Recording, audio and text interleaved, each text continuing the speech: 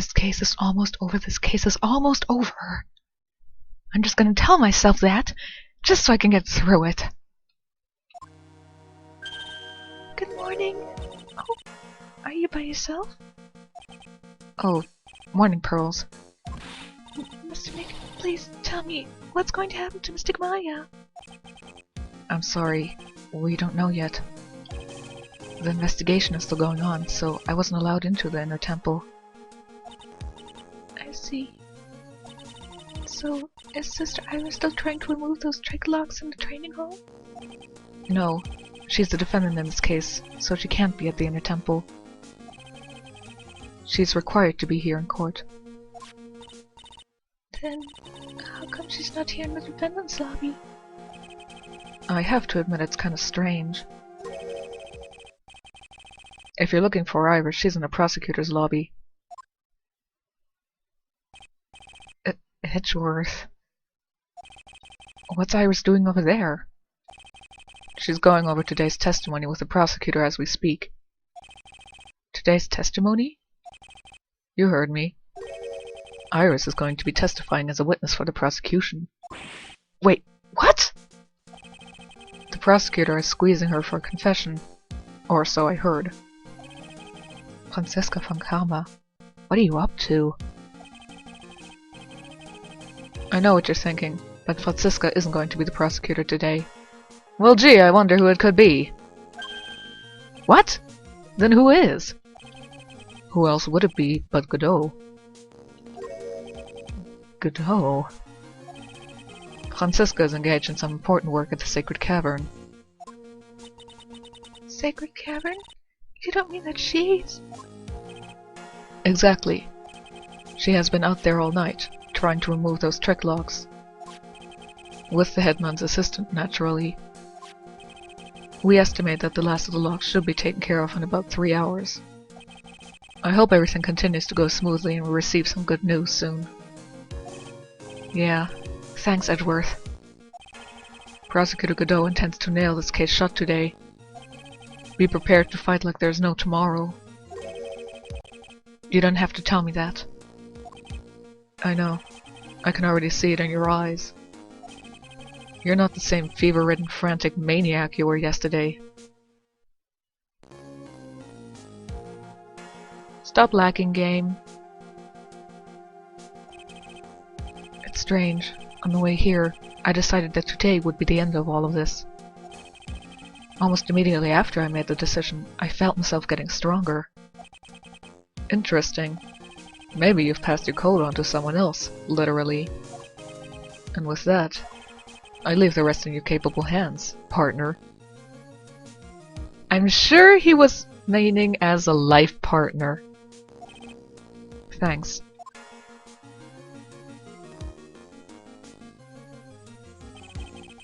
I still don't have answers for most of the riddles plaguing this case.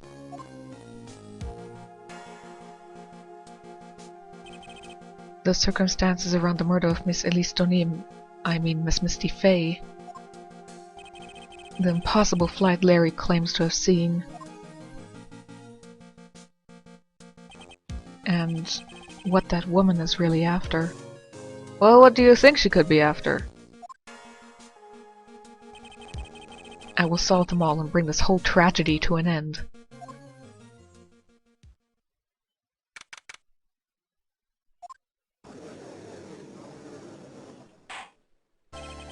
Court is now in session for the trial of Iris of Hazakura Temple.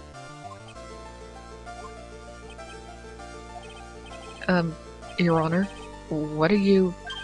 Who, me? Well, my little brother came to visit me in my chambers earlier this morning. All of a sudden, in the blink of an eye, he developed a scorching fever and fainted. Therefore, I'll be standing in for him. I see, Your Honor. So they're brothers. That explains a lot. Except this one doesn't have a Canadian accent, apparently. My poor brother. He looked a bit pale, not to mention sad that he couldn't be here.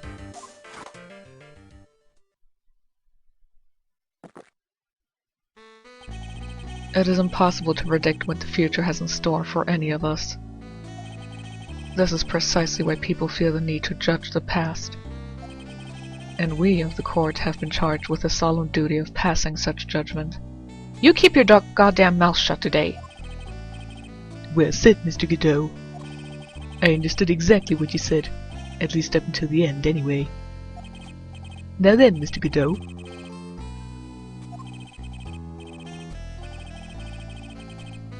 Humans are fragile, fickle beings.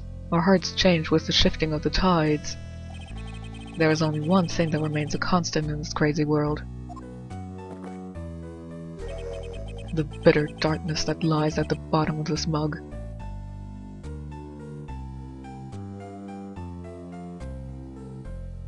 I still don't have a stress ball, mostly because I don't know where I can buy one easily.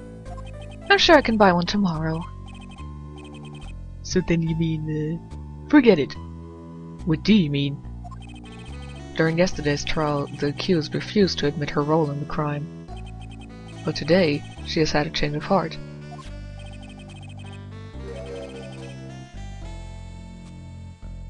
Sister Iris of Hazakura Temple has a confession to make. Confession? The defendant? Iris, why didn't she discuss this with me first? Guess why? 'Cause it's not Iris. This court will now hear the defendant's confession.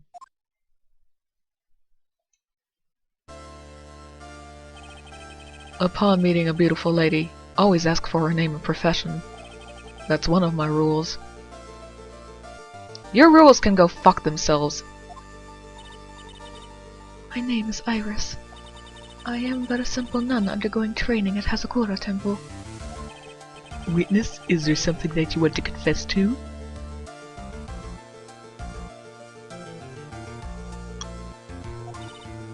Yes, but first, I want to apologize to Mr. Wright. I can't continue lying to everyone anymore. It's alright. What is it? Mr. Wright, I have to admit that I did play a part in this terrible incident. Are you actually confessing? Godot told you that she was gonna come in here and confess! You just said that she was confessing something. Why are you asking if she's confessing something? Must remain calm. Are you saying that you were the one who murdered Miss Elisa Donim? No, I'm not, Your Honor. But I dealt with the cover-up after the murder took place. After her spirit left, I took the lifeless shell of Mystic Elise and carried it to the Hazakura Temple courtyard where I desecrated it. What?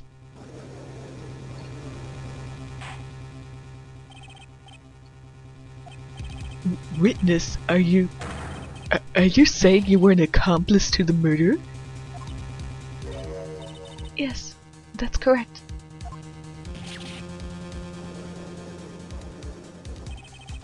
"3 minutes in court and I'm already covered in a cold sweat. Isn't that normal for you?" Everyone on the planet is an accomplice to something.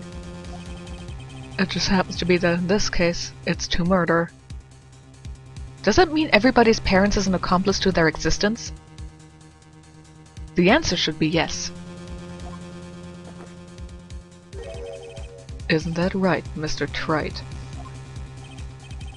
That Godot. So this is the confession they were conferring about. It pains me to say this, but it looks like Iris's testimony was all a lie. Not quite. After the lights out bell, she was in her room until she went to the bridge, and then she came back, and then she stabbed the person. So, it's not entirely a lie.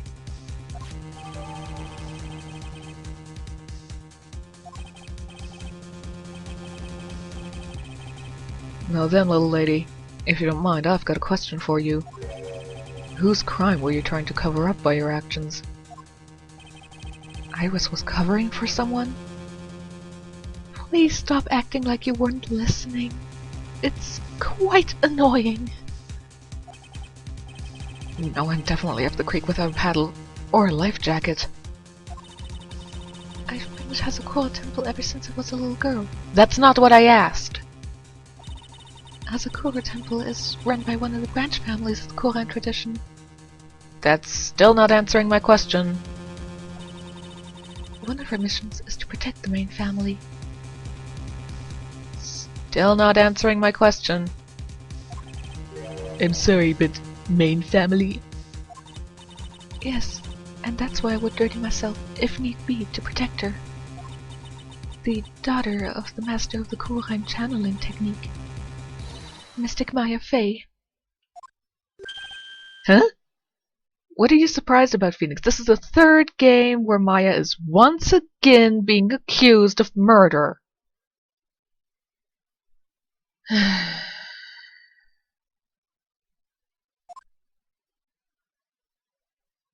What are you smirking about? The only reason this entire thing happened is so that you wouldn't somehow hurt Maya. Wake up and smell the coffee, trite. She's naming Maya? I'll say it again, what's he so surprised about? She's been a murder suspect in all 3 games up to now. She's not one in 4 because nobody except Phoenix, and Phoenix really appears in the 4th one. In the 5th, she's only mentioned in a letter. And even then, if she does ever appear again, she's gonna be a murder suspect again, and by God, I'm so sick and tired of that! I'm terribly sorry, but it's true. I saw her commit the crime with my very own eyes. And then I cleaned up the area to try to protect her. That's ridiculous! Maya could never do— The defense will refrain from commenting until the appropriate time. Now, witness, let's hear your testimony. What exactly happened on the night of the crime? Yes, Your Honor. I thought I was prepared for the unexpected, but I never imagined the case would wind up going in this direction.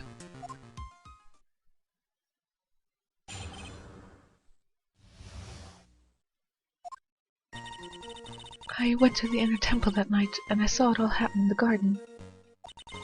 I saw Mystic Elise strike Mystic Maya with her staff. While Mystic Maya was still stumbling, Mystic Elise moved in to deliver a fatal strike. Mystic Maya tried desperately to defend herself and stole the weapon. It was only in self-defense. You can't blame her for it. Honey, there is no such thing as self-defense in this world. Even if there is, nobody actually does anything about it. Everybody still treats it as murder. So it wasn't self-defense? Yes, Mystic Elise was the one who attacked first. That's why I tried my best to protect Mystic Maya. You moved the victim's body to the temple so that Maya wouldn't be suspected. Isn't that right? Not bad. You've got the instincts of a true criminal. Something's not quite right. I'm sure it was established yesterday that Iris never went to the inner temple that night. And that the person who did go was that woman. Why bother giving us the shadow profile? We know you mean Dahlia. She's in our profiles. What's the point? Iris even admitted it. Now then, Mr. Wright, please proceed with your cross-examination.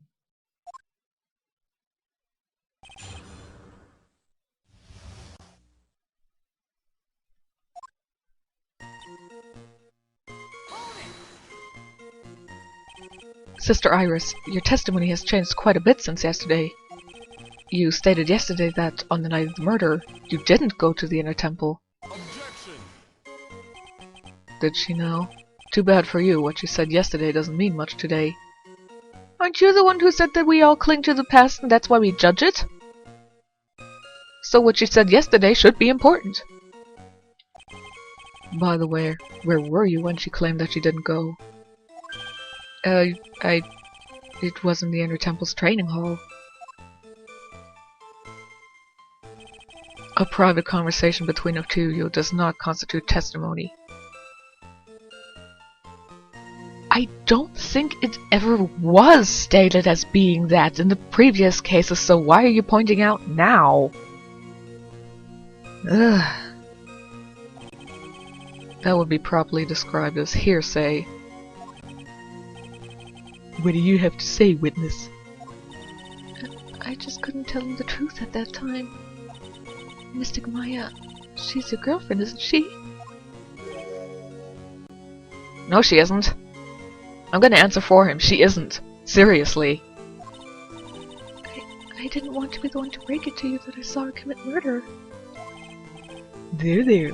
We all understand how difficult this is for you.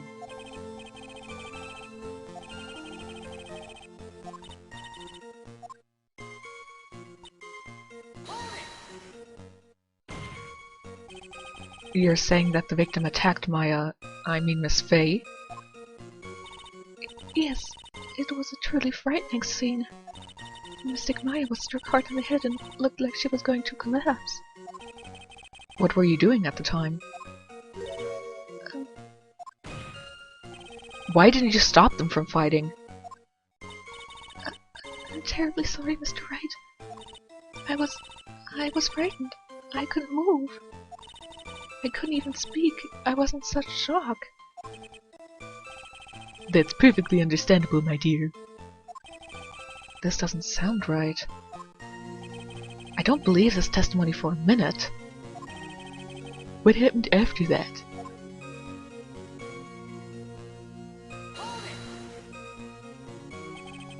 She moved in to deliver a fatal strike? Yes, I'm sure of it. She threw down her staff and reached into her robe for a weapon. Wait a minute. What was this weapon? It was some kind of dagger. A dagger, huh? And Elise Donim tried to stab her with this weapon? To kill Miss Faye? Yes, exactly. You look like I did after I mistakenly took a swig of Worcestershire sauce. I don't care how you pronounce that. Who cares? I don't. Or at least not right now. I don't care if I mispronounce anything that this asshole says. Do you have a problem with the testimony we're hearing from your client, lawyer boy? I have a ton of problem with it. Mostly because it's not Iris who's saying all of this. Do I have a problem with Iris's testimony?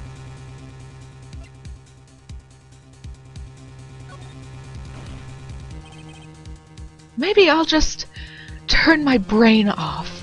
Just click on things and voice things without actually trying to think during this case. I have a small problem with the witness's testimony. You do? But this witness is your own client. Well, yes, well, nevertheless. That's fine. Witness, let's add your last statement to the testimony. Yes, sir. Hey, just a moment. It's my job to say that. Listen, Gramps. I won't say it again. Final judgment will be rendered by me. You can take that mug and shove it up your ass! Your judgment is biased!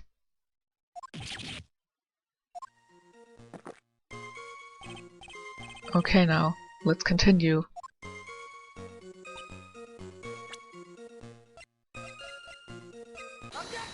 Hey, remember when Phoenix said just yesterday that we should keep quiet about the staff actually being a sword?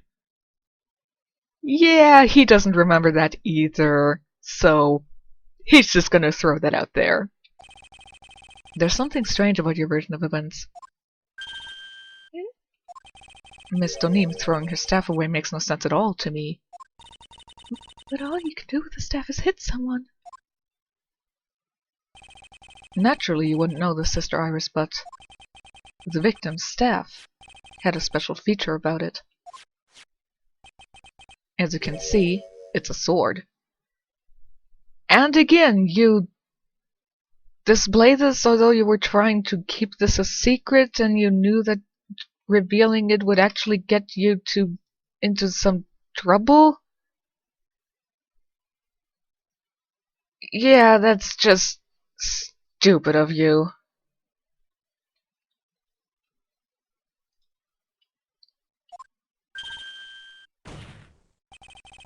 If Elise Dunham really had wanted to kill Maya Fey, she wouldn't have needed to use a separate dagger. Not when she already had a beautiful blade in her hands already. You used already twice, and then again I've been known to do that a lot too. When I don't watch out. Well, what do you have to say?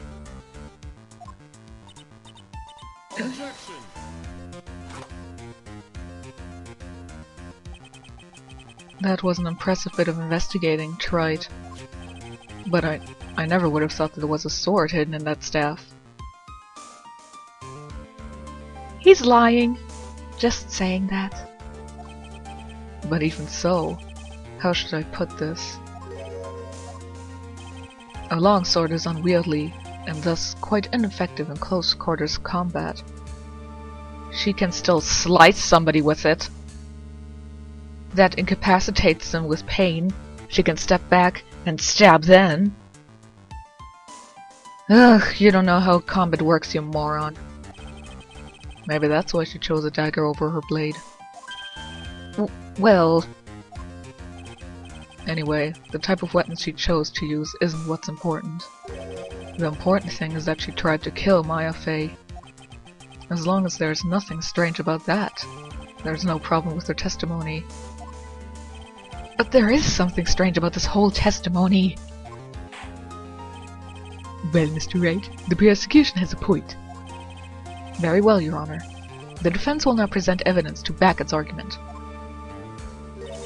Mr. Wright... I have here another piece of evidence that shows that this testimony can't be trusted. Because Miss Elise Dunham would never attempt to take the life of Maya Fey.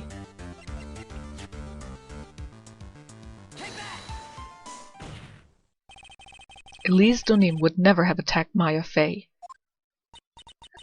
How can you be so sure? Because the victim's real name was not Elise Dunham. Her real name was Misty Fey. Fey? No, not Mystic Misty Fey. Who is this Misty Fey? Is she related to... Misty Fey is the master of the Kuran channeling technique. She is also the mother of Maya Fey. Are you serious? Is it really true, Mr. Wright? Was Elise Dunham actually the great Mystic Misty? There's no doubt about it. It looks like Iris had no idea. I can hardly believe it. The idea that she would try to kill her only daughter, one she hasn't seen in 17 years. Perhaps the prosecution can offer some explanation for why she would do such a thing.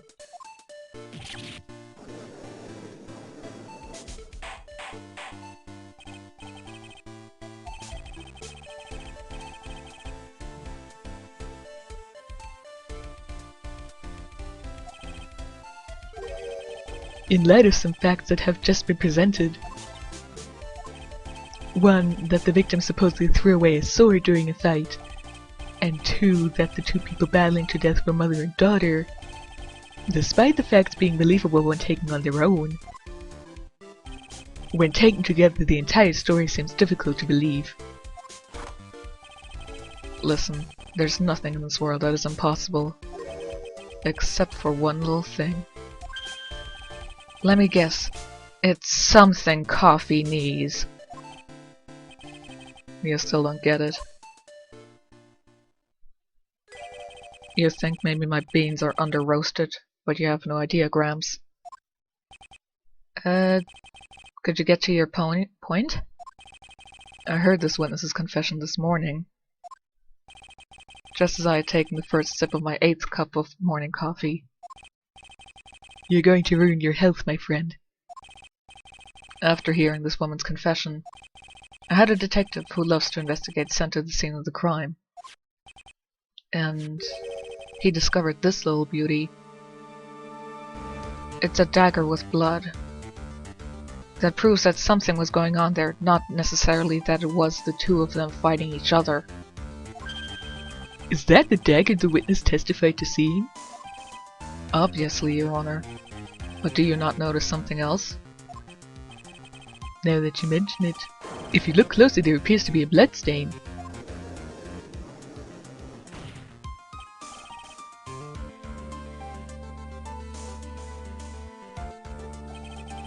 I didn't see that when I investigated the crime scene. Did you investigate the pine tree at the crime scene? Huh? The pine tree?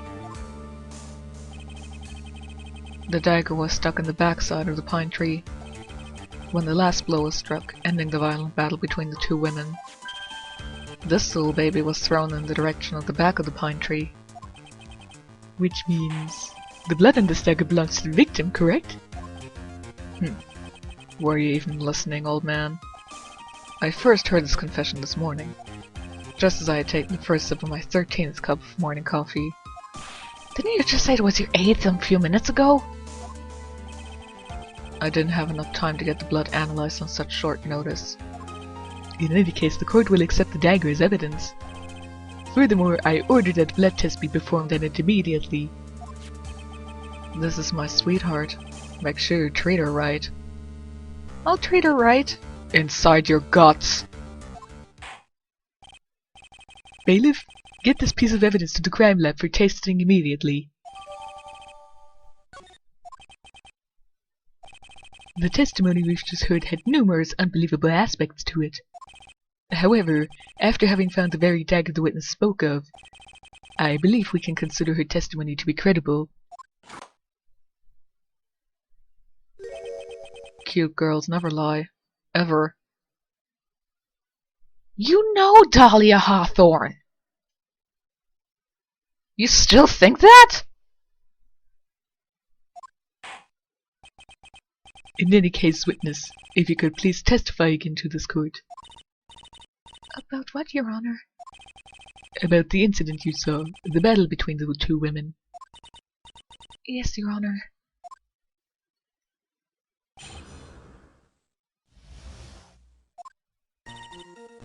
Mystic Maya stumbled briefly after being hit over the head with the staff. But then she dodged Mystic Elise's next attack and stole her weapon. Suddenly, Mystic Elise was the one on the defensive, with her back to the stone lantern.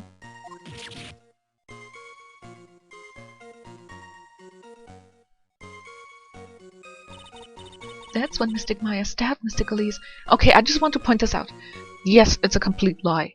I'm just saying, in such a case, if Maya had stabbed Elise after taking her weapon away, that would not be self-defense.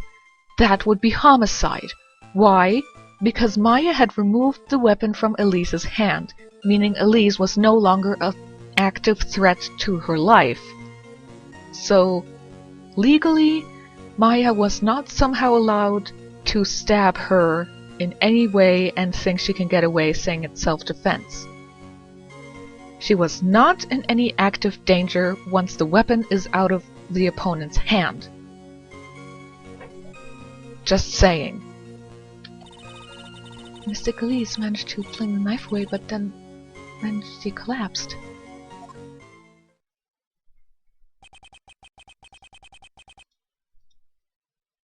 That was a very heartbreaking story. Yes, my heart is bleeding over here.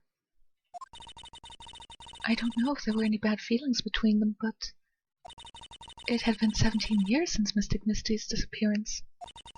Perhaps they simply didn't recognize each other anymore. Considering Misty called Maya Maya, I doubt it. Maya not recognizing her mother? That makes sense. Bad feelings? I doubt it, considering Maya was only like 2 when she left. That seems reasonable.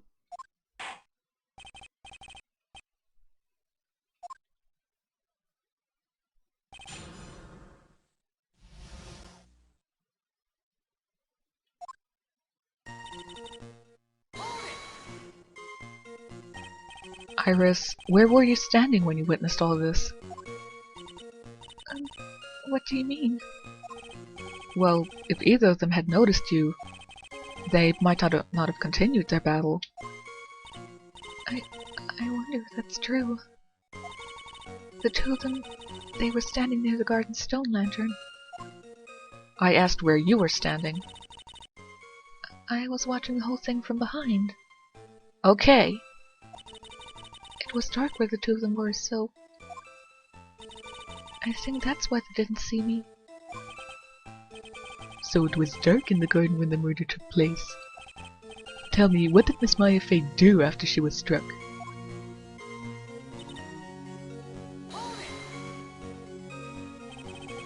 What happened to the victim's staff then?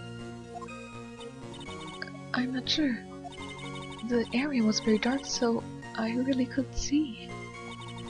I think it got knocked away somewhere as the fight escalated. That makes sense.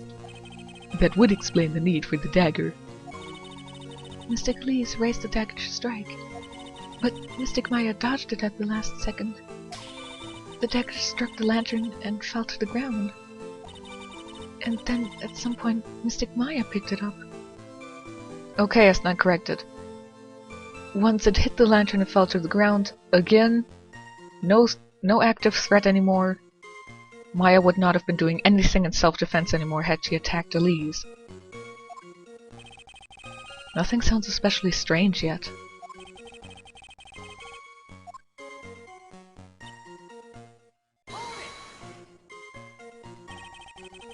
You're saying that Maya Fey turned the tables on the victim? Yes. But Mystic Maya wasn't herself at the time. After all, her life was in danger. Not anymore! I still can't believe it. The idea of Maya cornering someone at knife point is just silly.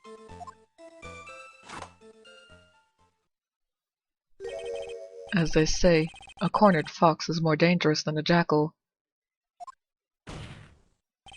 I believe the correct description of a cornered fox is scared and petrified.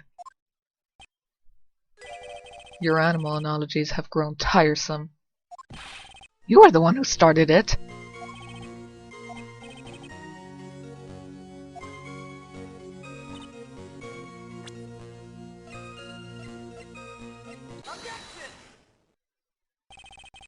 Something about you just isn't right today, Iris. It's not Iris! Get it in your head! Until now, I didn't think you were the type to make such a careless mistake. Yeah, I mean, if you lied, it would be pretty obvious, and not making it obvious. The testimony you just gave contains quite a few contradictions. What do you mean? What's so wrong about my testimony? According to you,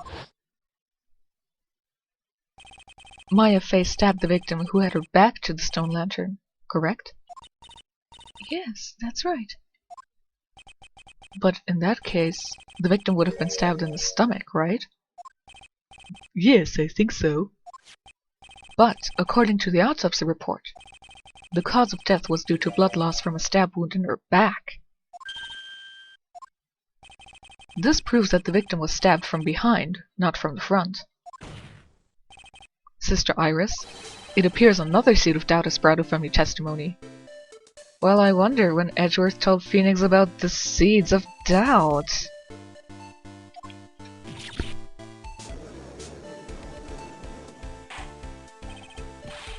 What is the meaning of this, Mr. Wright? It's simple. People are like books. We've all got a front and a back. You get my drift? Is that all you have to say? I can also say that darkness loves to play with the human mind. Could you please knock it off with the cheesy proverbs and illogical metaphors already? The point is, too much of this testimony just doesn't make sense. Throwing away a useful staff, the people fighting being mother and daughter, and now she falsely claims the victim was stabbed in the stomach. There certainly are some inconsistencies. Well, Iris, how about it? Well, it's just... If you ask me, You're just being too naive about the whole thing. What do you mean?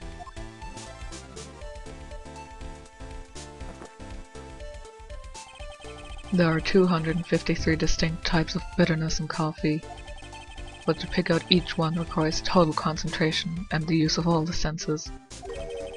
Were you really concentrating on what this witness actually said? Prosecutor Godot, explain yourself. The witness was quite unambiguous about her own ambiguities when she said that the garden was dark and she couldn't see clearly. A human needs one thing to see clearly, and that is light. Light? By the way, did you know? The Inner Temple has a rule that on nights when an acolyte is there training, the stone lantern in the garden is to always be lit. I did wonder what that stone lantern was there for. Well, if that's true, shouldn't the witness have been able to see the crime more clearly? Normally, yes, Your Honor, but according to the head nun, Sister Bikini, on the night of the crime, it was impossible to light that stone lantern. Impossible? It hadn't been used in a long time and the wick was no good. In other words, it had to be nearly pitch black in the garden that night. So if they can't follow their rule of having the stone lantern lit on the night of an acolyte training, isn't that somehow a sacrilegious rule-breaking thing that would mean that they actually shouldn't be doing the training on that night until they replace the wick? There could have been a faint light coming from the training hall, but that's all. Most enlightening. Yes, that illuminating fact has chased all the contradictions away. Now,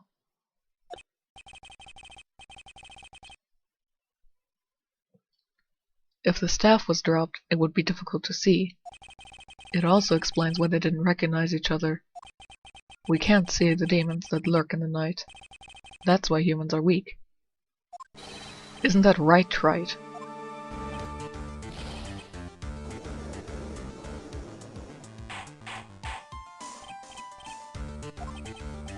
Here, Your Honor. Let me present the stone lantern into evidence. Maybe it'll rekindle the flame of truth in your mind. And it gets mentioned? Why is the judge just sitting there with that look on his face? What's wrong, Your Honor? Was that flame too hot? This lantern, there's something written on it. What? It's written in blood. Oh boy! So the judge didn't know about that yet. Written in blood? It says Maya upside down. What the? Oh, yes, that's right. After being cornered and stabbed by Mystic Maya, Mystic Elise didn't fall down right away. She must have been writing that on the stone lantern behind her, with the blood that was draining out of her body. Do you see the problem? Or not really problem, the truth. It certainly looks that way. Hang on just a minute. What are you all talking about? What do you mean, what are we all talking about? We're talking about the message written in blood. Nonsense. This lantern, it's as clean as a whistle. I'm not sure why they're putting a ton of... He can't see the bloody writing at all? Why are you putting emphasis on that? I already said in case 3-3 it was proven that he can't see red on white. Why are you making a big deal out of this here? It should be obvious. Now that I think of it, he did say something to me yesterday. My eyesight is pretty messed up. Even with these huge goggles on my head, I still can't see everything. So that's what he meant by that. In any case, this is obviously an important clue. We now know that the crime scene was dark, and that the victim scrawled this message on the stone lantern. Well, Mr. Godot, anything further? Mr. Godot? Okay then, let's move on. Godot is literally shaken, and somehow I don't think it's from caffeine overdose. I believe it has now been established that Mr. Nim was killed by Maya Fey. That's just wrong! Now it's time to turn our attention to you. Yes, sir.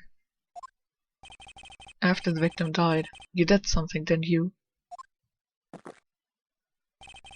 Let's hear it. We're all ears.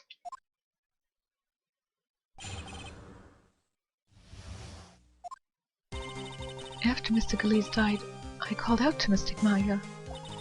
I thought it was my duty to protect the future master of the Quran tradition. So I removed the body from the inner temple by myself. I dragged it behind me all the way across Dusky Bridge. Then I used the snowmobile to carry it back to Hazakura Temple Inns.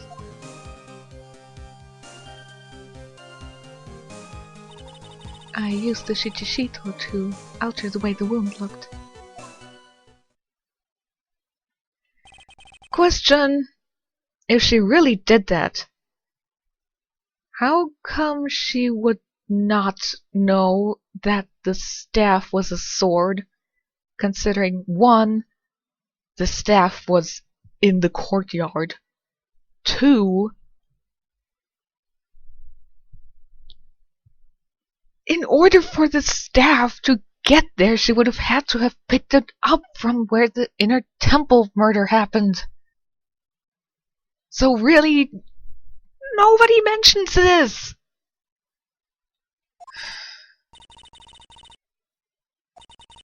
I owe a great deal of thanks to the Fae clan. But even so, I never imagined that Elise Tonim was actually Misty Fae. I've committed a terrible sin. A terrible trick of fate. I believe you're looking for a twist of fate, Your Honor. I intended to return to the inner temple after taking care of the body. But you were spotted by the head nun, correct? yes, and that's why I couldn't go back. Your story makes sense, I suppose. Mr. Wright, go ahead with your cross-examination. Yes, Your Honor.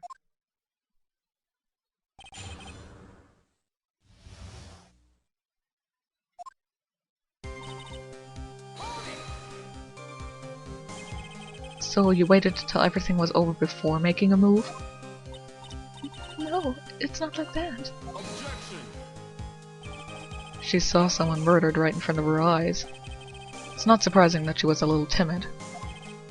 Yes, I suppose that's true. Sometimes when I'm watching lawyers argue back and forth with each other, I feel so helpless that I just sit quietly and wait for them to reach a conclusion. Isn't it your job as a judge to mediate the argument? It wasn't until Mystic Maya saw me that it was finally dawned on her what she had done.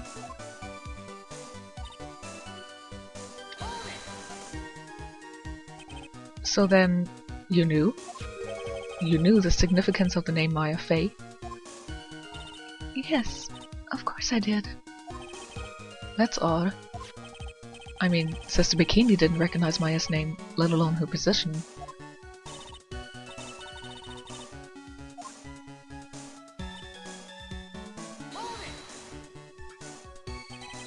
Why did you do that?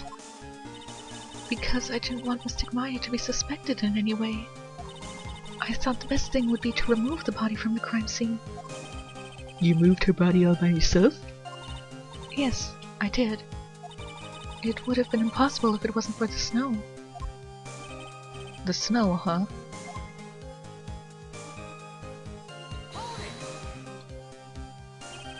It's pretty amazing you could make it all the way across. That's a rickety old bridge. It looks worse than it is. It's surprisingly sturdy despite its age. It's like they say, idiots are too stupid to catch even a simple cold. But there's one other thing that bothers me. Why not just throw the body into the Eagle River? It would have been much easier than dragging it all the way to Hasakura Temple.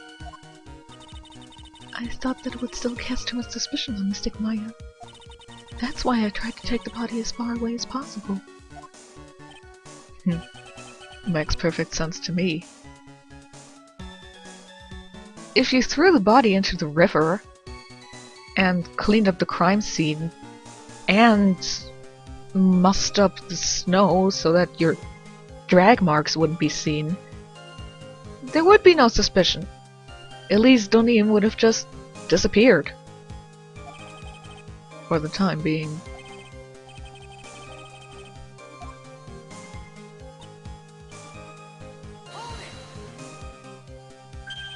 The snowmobile? I knew that would show up sooner or later. Yes, I had the key. I used the snowmobile to travel from Hasakura Temple to the Husky Bridge. This is the part that wasn't questioned the other day. Should I ask for more details?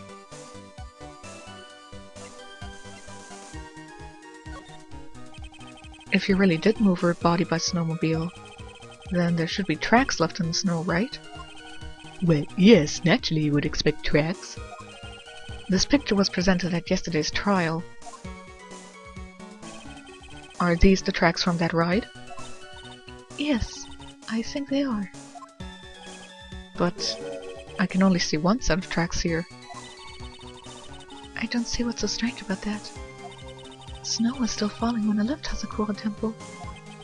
I see. Snow was still falling, huh? And then, when the murder took place, it had already stopped. That's why there are such fresh-looking tracks. How about it, Mr. Wright? What do you think about this testimony? When the murder took place, the snow had already stopped? It doesn't make sense if you stack it up against the other evidence. Your Honor, I'd like the statement Iris just made added to the testimony. But does it have something to do with the case?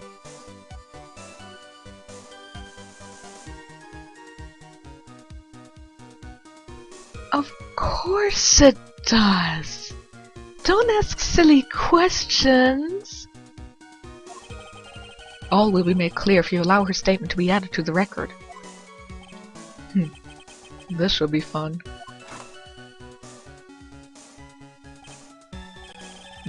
Let's get the snow business cleared up, alright?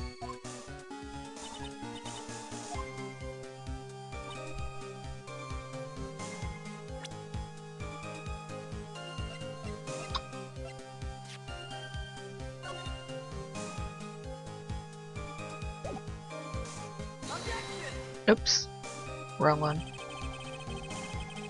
I was gonna try to say that the snow had stopped by the murder, with which point Dusky Bridge would already have been in flames.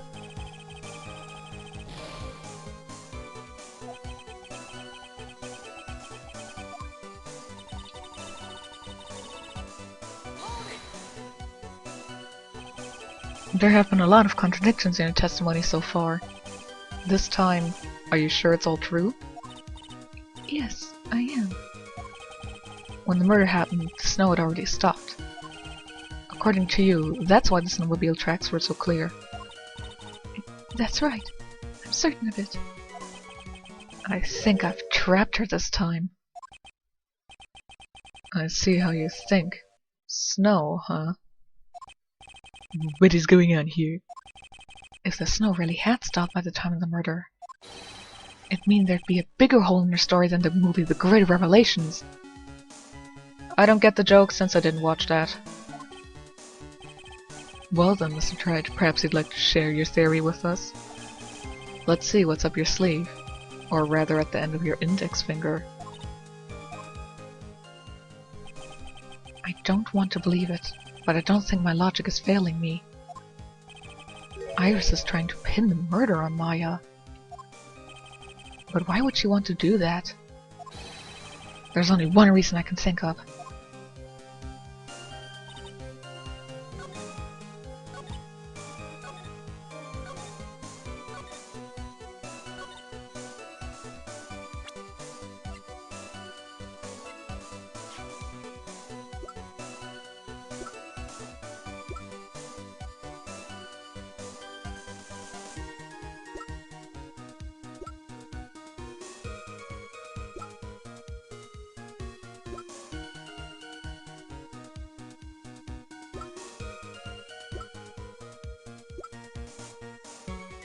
Like I said, the only thing I can think of is to prove that she's lying is that the freaking bridge was already on fire!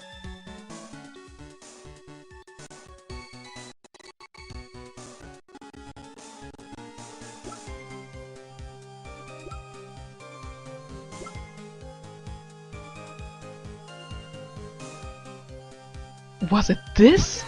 No.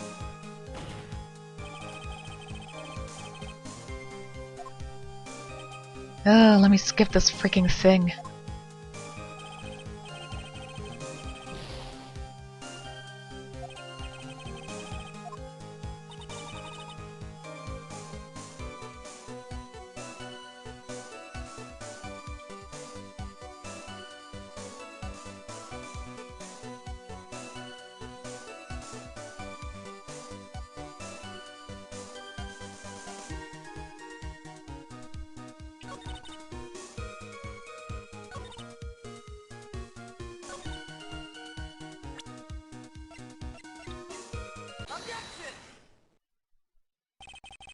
You claim that the snow had already stopped falling when the murder occurred.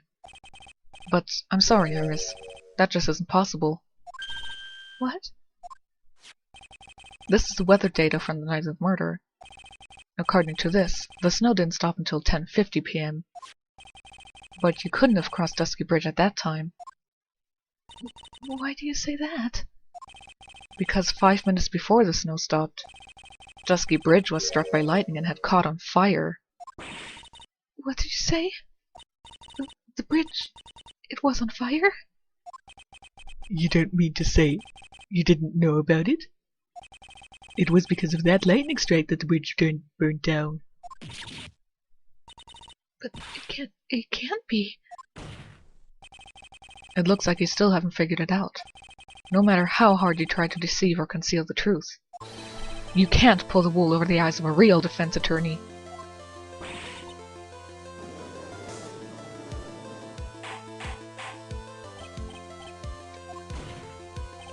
The bridge was already on fire when the incident took place.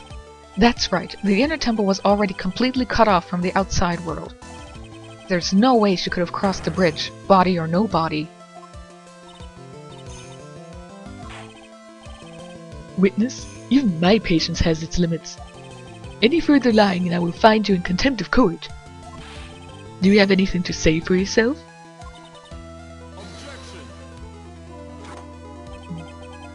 The only person here that is truly contemptible is you. Old man. Yeah, you certainly showed him with that. Me? How dare you? Whether this witness lied or not doesn't mean squat right now. Squat? The important thing now is to find out the truth. Isn't that right? Well, if she's lying, of course it is important because it's not the truth. Yes, of course, but... Whether it was snowing or not snowing, or whether the bridge was burning or not, there are two facts that can't be disputed. First, the body of Elise Donim was discovered in the Hazakura temple courtyard. And second, the head nun, Sister Bikini, witnessed Iris desecrating Elise Donim's body. He makes a good point, on both accounts. But that's right, I'm not lying. What are you claiming this time? I wasn't myself at all that night. So, my memory is still somewhat hazy. You have stood at that witness stand and testified this the entire time. Are you telling us now that your memory of that night is hazy? It is only human to err. If you're so perfect, right, maybe you can explain this for the court. What is it? When the murder happened, the bridge had already burnt down. But somehow the body traveled across the bridge and was found in the temple courtyard. Perhaps you have some kind of perfect explanation for this little magic trick? Well, not exactly, no. I know there must be some other way she got across the burnt out bridge. But unless I can somehow demonstrate it, we'll never know the truth. It looks like the defense is not prepared to offer a suitable explanation. You see what I mean? In other words, you're in no position to suggest that this lady's testimony isn't the truth.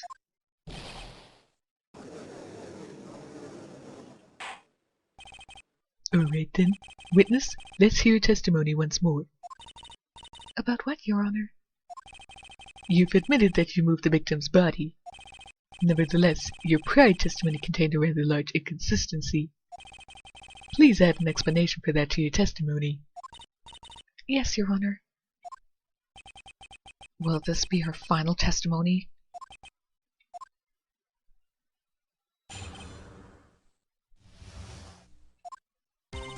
Other than walking over the bridge, there's no way to move the body. So I must have just gotten confused, I guess. Was the snow still falling, or had it stopped? Does it really matter that much? Or are you saying that there's a way to cross the burning bridge? Well, I started doing it, but then I fell. So it was just a misunderstanding, I see. This is a photo of Dusky Bridge after it burnt down from the lightning blast. It was taken on the morning after the incident. From a helicopter, I suppose. It certainly was burnt to a crisp. And one of the suspension wires is gone. It's amazing the whole bridge didn't fall.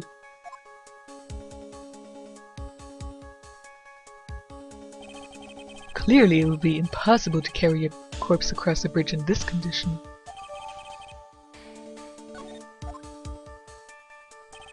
Unless I do something to discredit this testimony, it's going to be deemed as a truth, and Maya will be accused of murder. I'm only going to say it one more time. It is only human to err, and only humans can spot the errors of our ways. The more sense he makes, the less sense he makes. Alright, Mr. Wright, please begin your final cross-examination. You know what? I'm just gonna skip this right to the contradiction, if you want to call it that.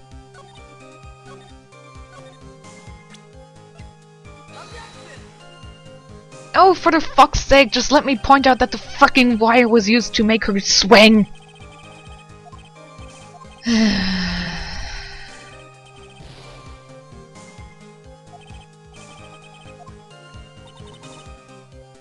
I'm gonna take a short break. Drink something, and I'll be back in a minute. I'm back. Still not entirely relaxed, but a bit better than before. And I do wonder why I have to jump to so many loopholes just so I can prove something that I figured out quite a while ago. A dead body flying over a burning bridge. I wouldn't exactly rule out the possibility. What? You're saying it's possible? Don't make me laugh. The only thing that's possible about your claim is that it's being pulled out of thin air. I don't know about that. In any case, we have a witness who did see it happen. Preposterous! Who is it? Who is this witness? I can't chicken out here. I've gotta keep on the attack and go, go, go! Yeah, please, motivate me, Phoenix. I was so gonna give up right now. Brilliant. Highly gifted. Apprentice? Remember what he said in his testimony. That night, he was at the Mountain Shack Heavenly Hall, and that's when he witnessed the event. I think you've all seen this sketch before. It's an exact drawing of what he witnessed that night.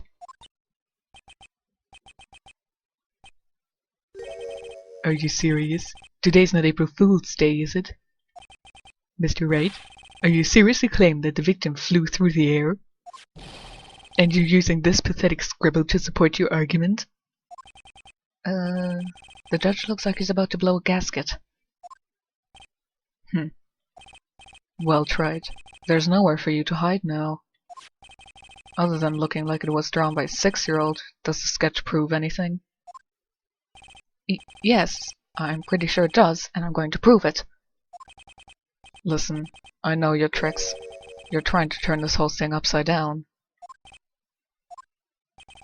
If you're so eager to turn this case upside down, why not start with this sketch? Upside down? Why did Godot say that? And are you trying to be found out?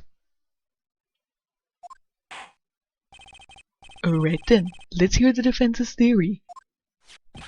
What exactly is the sketch trying to show?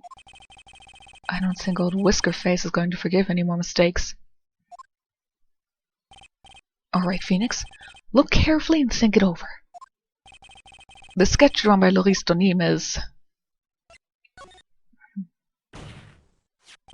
Something is obviously funny about this sketch. I'm no art critic, but even I see that. No, that's not what I mean, Your Honor. Laurice Donim stated it over and over, that the sketch was exactly as he saw it. However, if you're to believe this testimony, then the sketch contradicts reality as we know it. It contradicts reality? This is getting interesting. Looks like you're back to that finger-pointing thing again. Okay, Troy. So what exactly contradicts reality as we know it?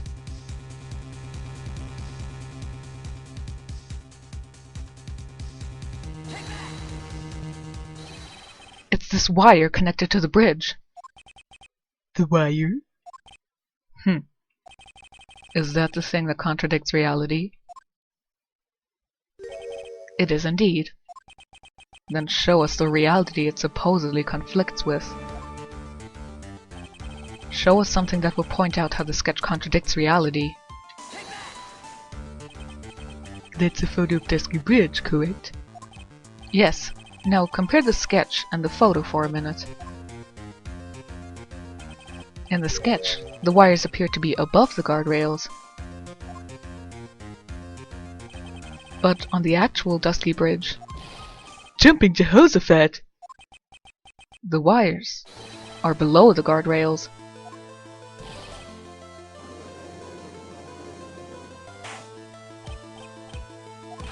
This sketch is somewhat different than what's depicted in the photo. However, isn't it likely that the artist just saw it wrong? Or perhaps he just drew it wrong. Either way, it sounds like you're just wrong. With someone like Laurice, I admit a mistake is a definite possibility. But then that begs the question, why did he make a mistake? What was the reason? Are you saying you know the answer to that? Stop talking and flip that fucking thing around already! Remember what Laurice was doing when he witnessed this event. He was at Heavenly Hall waiting for a lover that wasn't going to come. He waited and waited, and finally he laid down. But then, lightning shoots from the sky and sets the bridge aflame. Now ponder what sort of position Larry must have been in at the time. He was lying on his back, which is why he remembered the scene the way he did. He was lying on his back? I can't see how it relates. But it does, Your Honor. That is the reason why the wires in the sketch go up instead of down. Oh! No way. Laurice Donim witnessed the event while he was lying on his back, face up. In other words, the scene that he saw was actually upside down.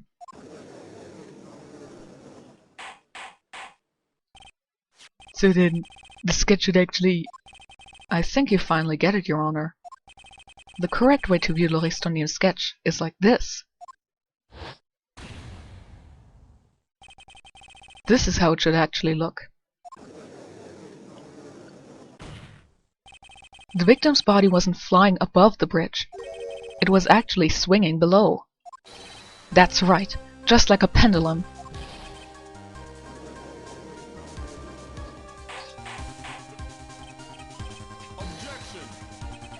Of all the things to say, a pendulum? Call it a human sundial? human dick sundial if you want to. The bridge was burning to a crisp. There was no way to get across it. But if the body had been found at the inner temple, it would have caused problems. This is where the criminals decided to take a gamble. They used the burning bridge to get the body across to the other side, and the pendulum was the only way to get it done. Let's think about this for a minute, shall we? Dusky Bridge is about 20 yards long, which means it's about that far from the inner temple to the opposite cliff. Yes, that sounds right. In order to cover that distance with the pendulum, you'd need a rope at least 10 yards long. To get a rope that long, you have to plan ahead. The lightning strike that night can only have been an accident, so it doesn't make sense that the criminal would have prepared the rope beforehand. So the criminal... They didn't have to get the rope ready. The rope was already right in front of the criminal. What? I'm saying that it was just a matter of using what was already there. In that case, Mr. Wright, please give us an explanation to support your theory. What makes you think the criminal had the rope on hand to create a pendulum? And the meaning of this is? If you want to know where the rope came from, it's hanging right there in front of your glorious beard. Yes, the guardrail, or that little guardrail rope thingy was used. My question is, if it snapped by pure choice, or chance actually, on that night, wouldn't it have already slipped down and would have been impossible to retrieve? Or was it actually severed on that side of the inner temple? This is one of those wires from the bridge. When the lightning struck the bridge and set it on fire, one of the suspension wires came loose from its anchor. The criminal didn't have any time to waste, so they tied the wire around Elise Donim's body.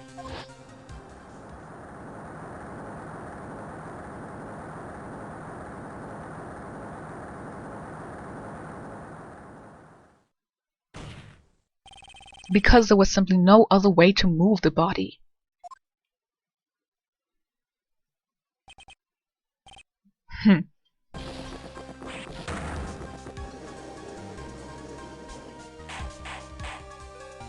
Mr. Cadeau?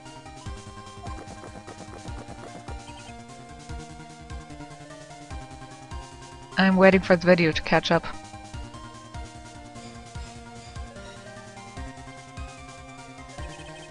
It seems that Mr. Cadeau is more focused on his coffee than answering my question. It seems that the odds of a rope being readily available were very high, so I suppose that it's not an impossibility after all. Possible or impossible? That's not the question we need to ask. There's only one question. Did that really happen?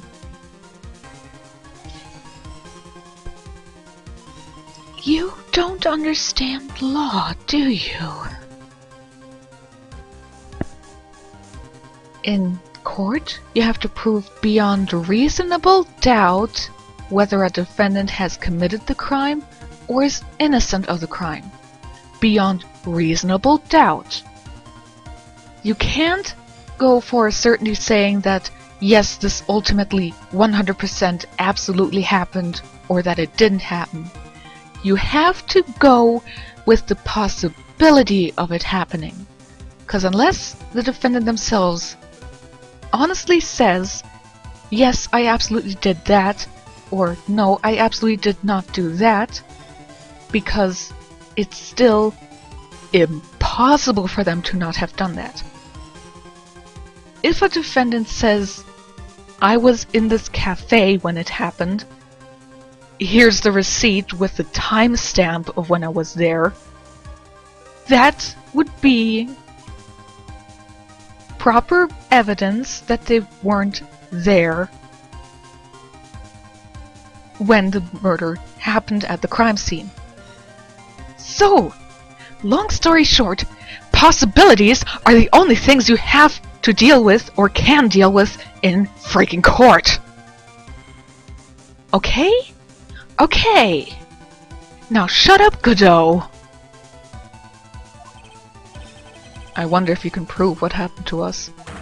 Do you have any actual evidence that the body was swung over like a pendulum?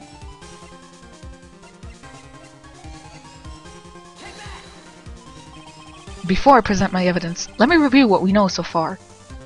Yes, please, I must know what I already know of this case that I've been working on for the last 2 or 3 days! According to this photo, one of the wires snapped. Looking at the map, we can see it's the one that was in front of the inner temple. So then, that was the spot where the criminal... Yes, precisely. Now let us consider the body's movement by looking at the overhead map again. If the body was pushed from this point, it would drop on the opposite bank at approximately this point. Did you say drop? Well, they must have failed to catch the body on the other bank. What makes you think something like that happened? Because I have evidence that suggests her body dropped some distance.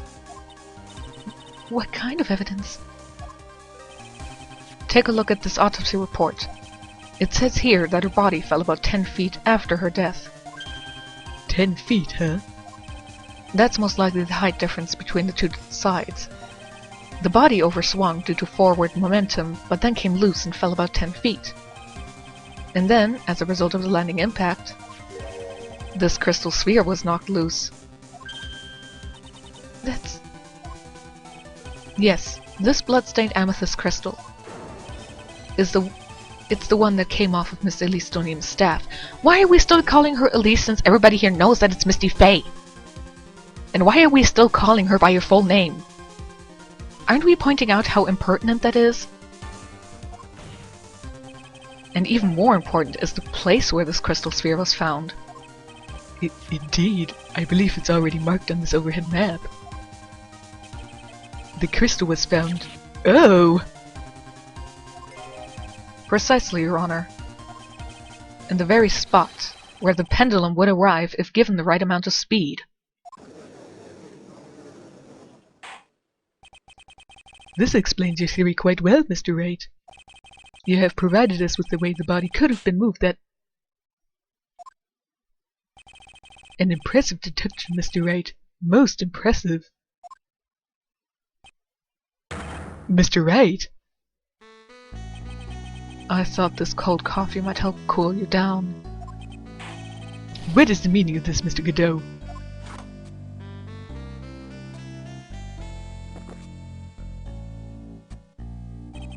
That was a dark and bitter guess that you made, right? But you forgot about one thing. And what would that be? The aroma. Huh? A coffee's most reliable accomplice is its deep and profound aroma.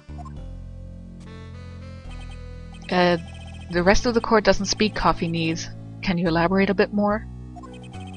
If the criminal had sent the body to the other side like you say, then naturally there must have been an accomplice laying in wait to catch it. An accomplice? The criminal wasn't able to cross Dusky Bridge. So, who collected the body? What do you have to say about that, Trite? Mr. Godot is correct. This can't be the work of a single person. Well, Mr. Wright, you know what you must do. Yes, Your Honor. The body couldn't have made it to Asakura Temple without an accomplice. Very well then, if you please, Mr. Wright. Who was the person that received the body on the Hazakura Temple side? It can only be you, Sister Iris. Huh? But I don't see why you're so surprised. The only way to transport the body from Dusky Bridge is by snowmobile. But with her bad back, Sister Bikini could never pick up a body like that. You're the only one that could have managed it. Right. Were you even listening to the witness's testimony? On the night of the crime, this little cutie pie was on cleanup duty in the temple garden after the mother-daughter bloodbath. My voice is already breaking over the sheer stupidity of this case. But she's lying! Obviously. 1 second, I have to blow my nose and cough.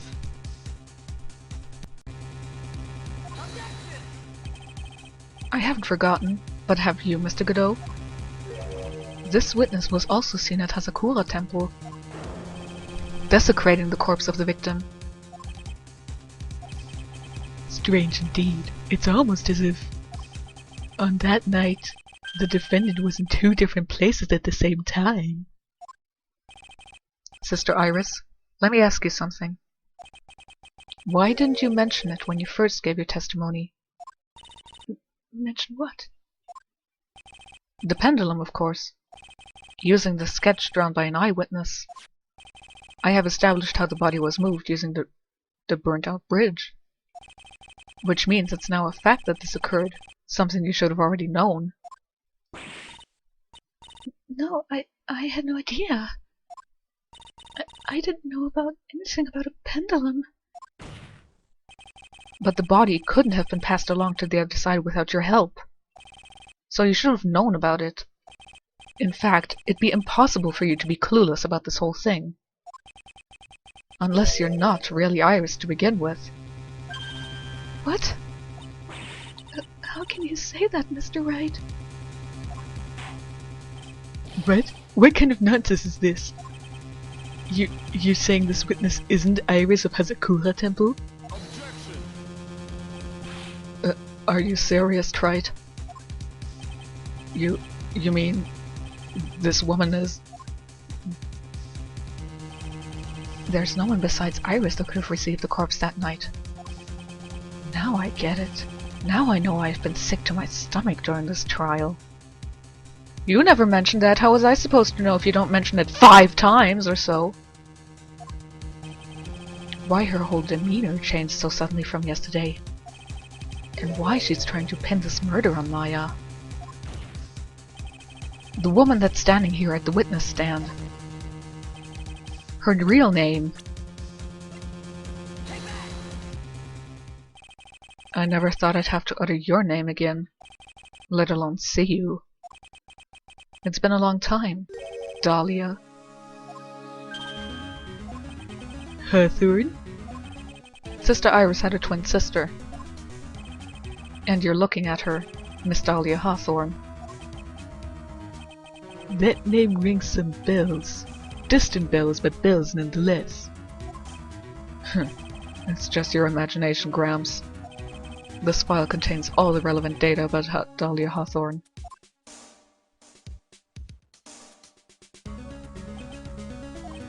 Oh yes, I remember now. That case, 5 years ago.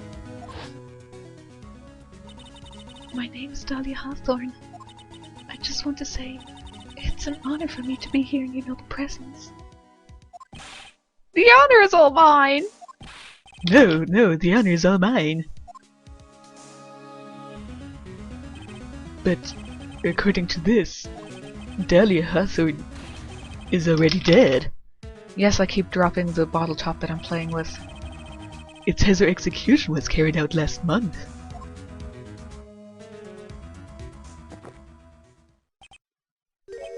So what? Death has no meaning in this courtroom. What?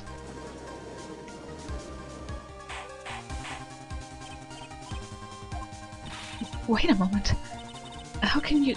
My sister... She's already dead. What kind of... You of all people should already understand. After all, the blood of the master of the Kuran channeling technique flows within that body. The Kuran channeling technique? Now where have I heard that? That's right. You're not Dahlia Hawthorne herself. You're the spirit of Dahlia, currently inhabiting the body of a spirit medium.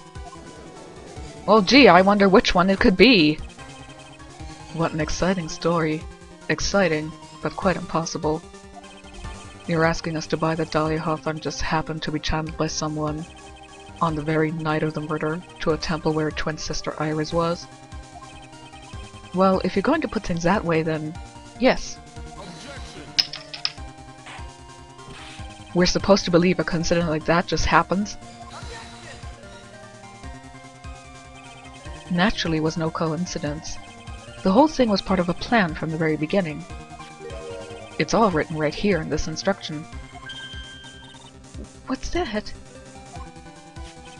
These instructions were written by your mother, Morgan Fay. And part of the plan called for Dahlia Hawthorne to be channeled. That night, there were 2 irises at Hazakura Temple. 2 of them. Even the time of the channeling was planned out. As soon as you hear the lights out bell, in other words, 10 p.m. However, Iris was seen before dinner time. That means the Iris that was at dinner was the real Iris. And the Iris who gave me the hood in the main hall was also the real Iris.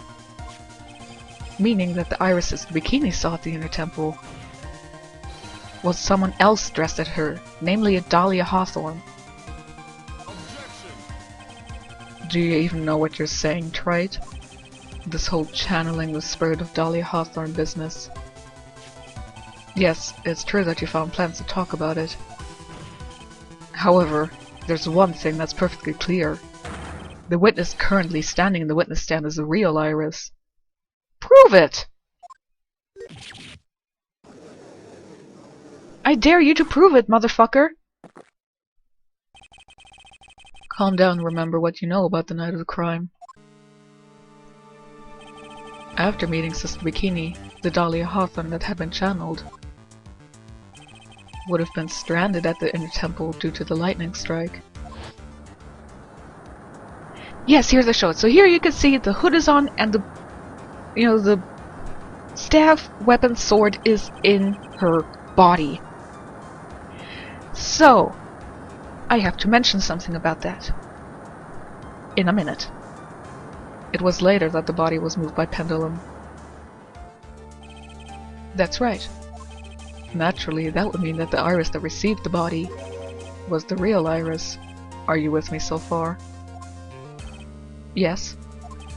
After being notified of what happened, the police came to Hazakura Temple's main hall. There they found Iris in her room and arrested her. And ever since, she's been under police supervision at the detention center. Yes, I suppose. Can't deny any of that. Thank goodness. It looks like he's finally convinced. But something still seems off. Way off. I'm still not convinced that the Iris here is the same one from the other night. I suppose you're about to say something really ridiculous.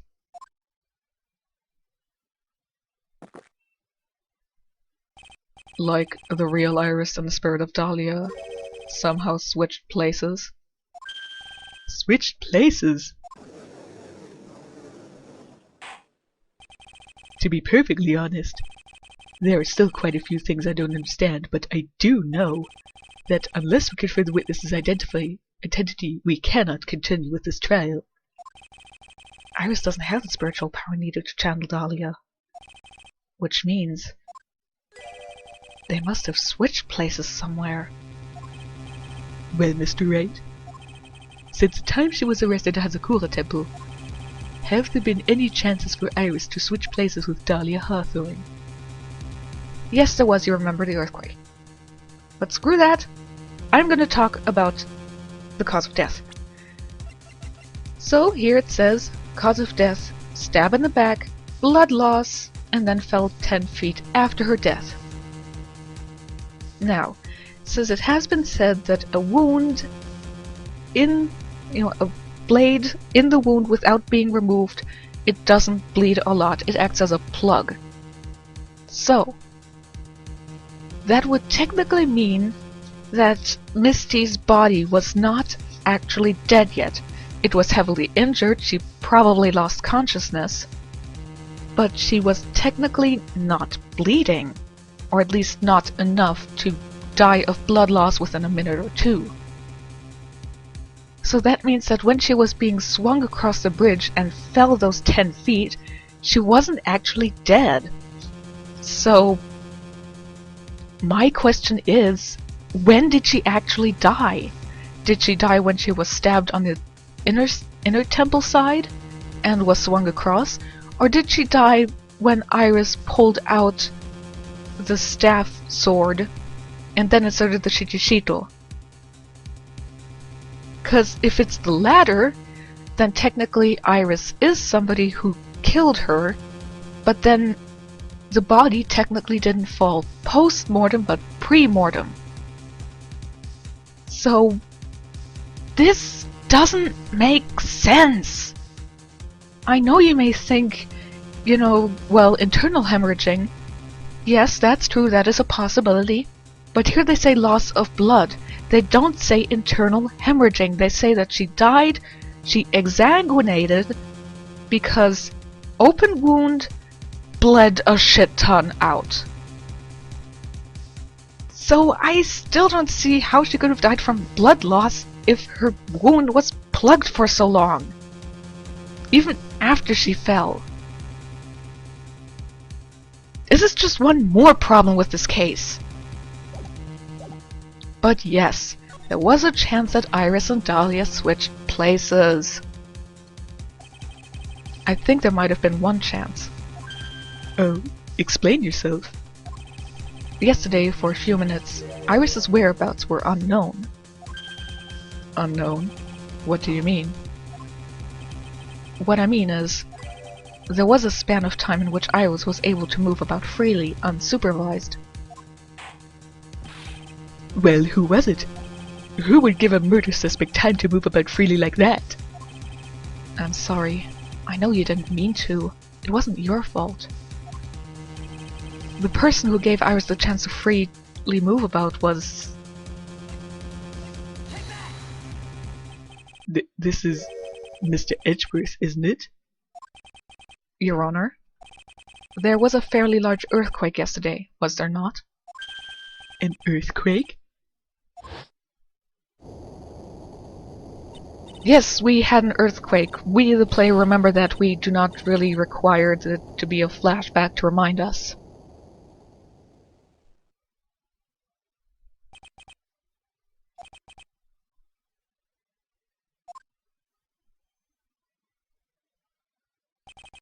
We went to the inner temple right away. And it's true, Iris was already there. However, they had already switched places by that point in time. When I arrived at the training hall, I was met by none other than Dahlia Hawthorne.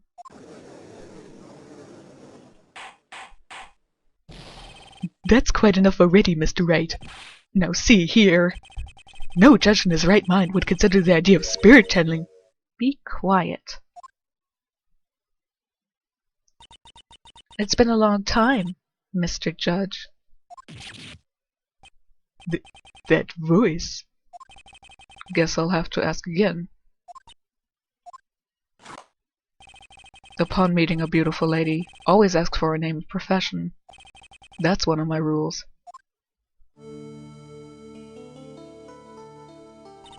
Dahlia Hawthorne, and my current profession, permanently retired. By the way, yes, I have to say, when I first even played Trials and Tribulations in Case 1, first time I heard her theme, I was immediately like, that's the Kurein theme, done slower. So, yes, I was pretending to be stupid, but come on, it's pretty obvious. Even if you take some time between playing Justice for All and Trials and Tribulations.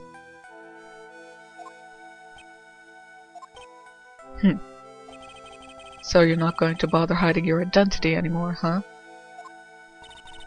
Why should I? After all, I'm dead. There's really nothing you could do to punish me. What is going on here? By the way, she's right. I technically can't punish her, but I can still cause her pain. Sure, I would be hurting her host body too, but it would be worth hurting her. Dahlia Hawthorne. I never thought we'd meet again. and I never thought we'd meet like this. But this time, I'll end it. For her, and for myself.